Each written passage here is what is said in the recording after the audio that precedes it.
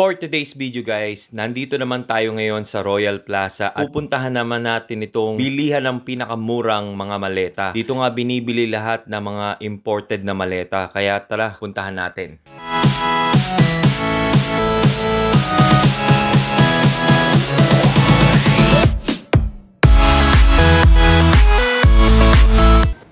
Magkano na lang yan? 1,349. Magkano? 1,349 ngayon, 1,011 na lang. Anong tatak niyan? American Tourister, mga kabayan. Ganda niyan ah. Malaki rin siya, no? Malaki rin siya. Mga pang ilang kilo kaya yung ano? Siguro mga 30 kilo. 30 kilos ang kaya. American Tourister pala to. Ngayon guys, American Tourister. Original to ha. Ayan, no? Mura na yan, no? Mura na. So yun guys, what's up? Welcome back sa channel natin. Nandito tayo ngayon sa may Mosapper shop. Pinalikan natin itong mga bilihan ng murang maleta, mga luggage bags, lahat na nandito na. Ayan, may special offers na. Tara silipin natin kung magkano yung mga bago nilang labas na mga maleta rito. Pero bago ang lahat guys, kung hindi ka pa nakasubscribe sa channel natin, please subscribe Owel Joe TV. Paki-like and share nyo na rin itong video natin para mas marami pa tayong matulungan ng mga naghahanap ng mga murang bilihin. Pasukin natin sa loob. Ito guys, nandito tayo sa loob ng Mosapper, The Art of Travel. Ito yung nakita namin dito pagpasok namin, yung guest nila dito na maleta. Sana all! Original guest guys. Nagkakalaga to ng 649 Qatari Riyals. At nakasale to ha. Ayan, 454 na lang. Bukod dyan, may ibang kulay yan. Yun, yung black na yun. Tsaka ito, parang ang kulay nito medyo light na may pagka-pink. Guess. Ito naman ay nagkakalaga naman siya ng 349, dating 499. Guess. Ayun na, bukod sa mga guess, meron din silang American Tourister dito. Ayan o. Kala ko nung una speaker. Tingnan mo nga, Gerald. Ayan. Ayan, ang presyo niya is 995 dati. Ngayon, 746 na lang. Kaiba to. Ngayon lang nakita na maleta na ganyan yung tsura. Tingnan natin, buksan natin. Sana po ng ating ka-OFW si Gerald. Kung talagang sulit ba sa 746 real itong maleta na to. Ayan, tingnan natin. Uy, laki din pala ng loob, no? May mga packet siya. Oh, apartment niya. Ito, lagayan to ng laptop. Tablet, laptop, no? Sapatos. Ilan kaya ang capacity niya na kaya? Mga 30 kilo kaya siguro, no? Yung mga hindi raw uuwi ng 10 years. Yan ang bilhin nyo parang speaker na. Bukod dyan, meron din silang mga ganitong ano. Ito, 325 dati. 243 na lang. Isang buo ba to? 243? Isa lang. Isa lang? Yung isa 487. Yung maliit 243. And American Tourister yan. Oh. Ito rin guys, oh. Mura na mga maleta, oh. 1,399 ngayon 1,049. Meron din tigi 824. Depende sa klase. 731. Ito yung may maliit din, oh. Ito yung bagong labas ng American Tourister, oh. 543. At ayun nga yung presyo ng American Tourister na maleta. At tignan natin yung iba pang maleta rito kung magkano. Ayun guys, balikan natin itong mga guest na mga maleta. Ito mga nakasale na, oh. 349 reals na lang siya. Ganito yung itsura ng maleta niya. Para siyang may pagkabalat ng ahas. Blue, may black. Depende sa size niya. Ayan, oh. 419 reals. Ayan. Dito yung pinakabagsakan talaga ng mga maleta. Murang maleta, Mosapper, The Art of Travel. Ito naman, ibang klase rin. American Tourister din pala to. Karamihan dito mga American Tourister, Guess. Ganun yung mga bag dito.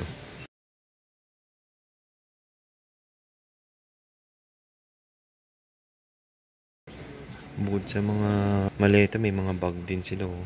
209. Meron din silang neck pillow dito. 39 real. Tapos bag na sling bag, backpacks, meron din sila dito. Ito na may mga Victorinox na bag nila dito. Ito nga guys yung isa sa mga nakita naming maganda ring maleta at very pricey rin siya, kaya lang talagang matibay ito dahil full metal case to at meron pa siyang lock, security lock. Ang presyo nito is 4,899 reals dati, ngayon 2,449 na lang. Wedding! Mabigat siya, tsaka full metal case. Yung mga gilid niya halos metal.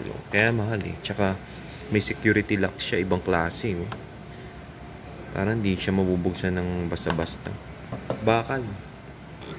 Pindutin mo siya. Yan. Ito naman yung kanilang mga Swiss knife dito. Ganyan yung mga itsura ng mga Swiss knife po. Victorinox. Kung sa presyo, masabi ko mura na to. Yung mga ganyan. 70 real nga lang yun.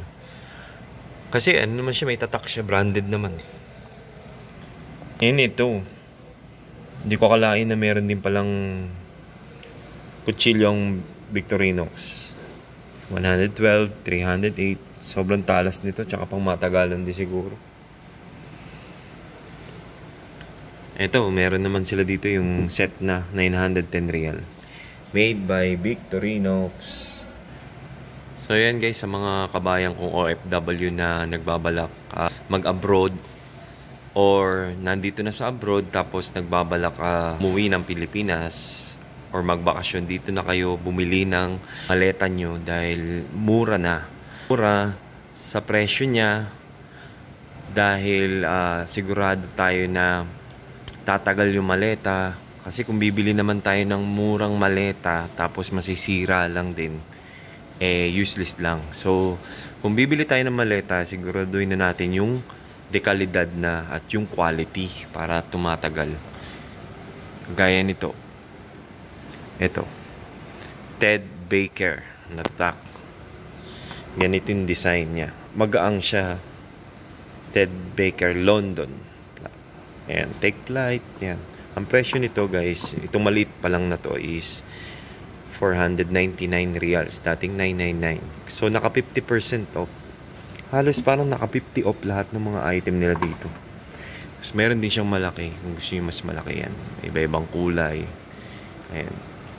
Dito lang yan sa Musafir.com. Musafir Shop. The Art of Travel.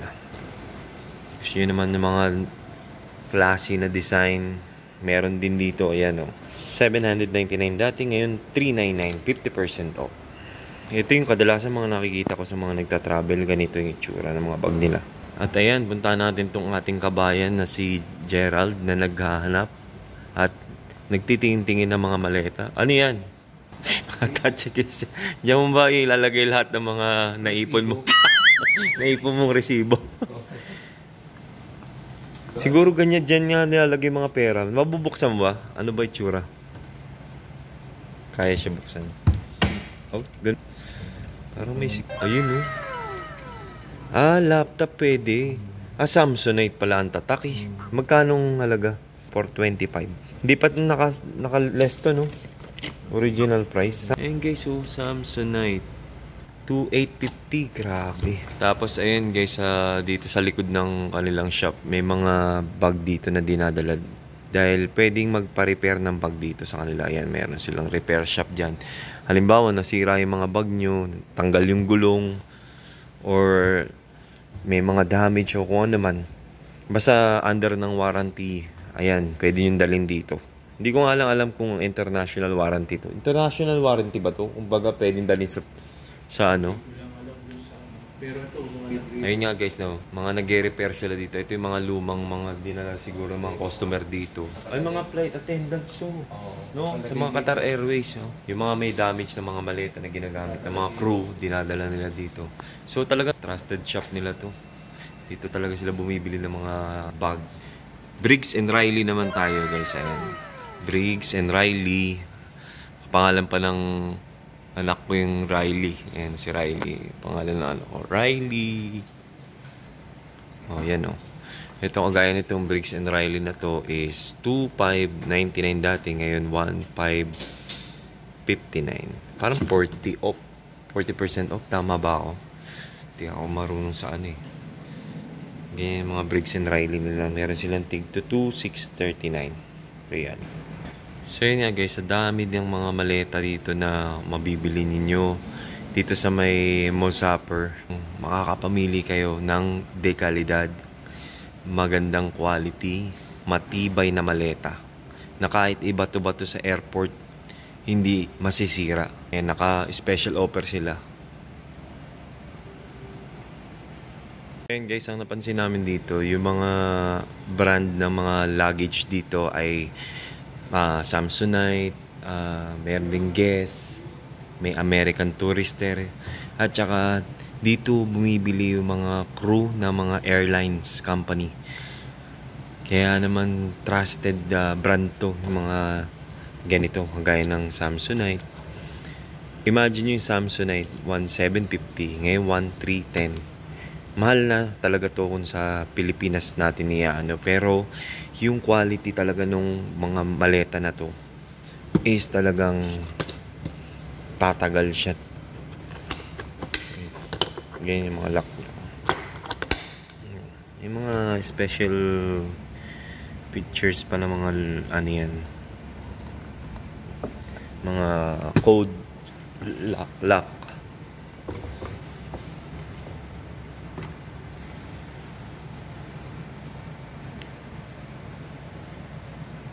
So yun guys, that's all for now sa ating vlog dito sa may Mosapper, The Art of Travel. Punta kayo dito guys, at open sila daily dito sa may, dito yung branch na to is Royal Plaza, Alsat Mall. So hanggang dito na lang guys yung vlog natin, and magkita-kita tayo next time sa mas marami pang vlog na gagawin natin sa mga murang bilihin dito sa Doha, Qatar. Kaya nga pala guys, kung hindi ka pa nakasubscribe sa YouTube channel natin, please subscribe Owel Jow TV. Paki-like and share nyo yung video natin para mas marami pang maabot tong vlog natin.